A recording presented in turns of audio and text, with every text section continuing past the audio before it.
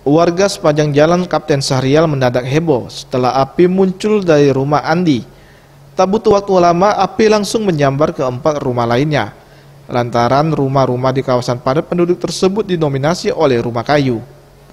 Api baru bisa dipadamkan setelah 8 unit mobil pemadam kebakaran yang juga dibantu mobil pemadam kebakaran dari perusahaan, sehingga api dapat dipadamkan setelah 1 jam lamanya. Herbert, salah satu warga, mengatakan api muncul dari rumah milik Andi karena rumah terbuat dari kayu. Dengan cepat api menyambar ke rumah lainnya. Barang-barang. Dari berapa rumah? Hah? Rumahnya dekat ada? Rumah ini karena pemukiman pada penduduk. Jadi api kalau nyambar.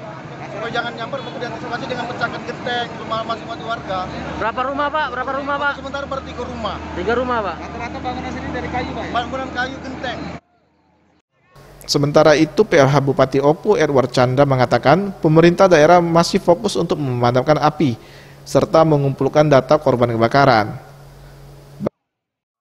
Kalau yang dari damkar ada 6-7 lah, ditambah suplai dari BHM, dari Perkim, dari PT Semen juga kita mintakan, dan dari perusahaan swasta yang terdekat kita minta semua dikerahkan sini untuk yang penting fokus kita memadamkan.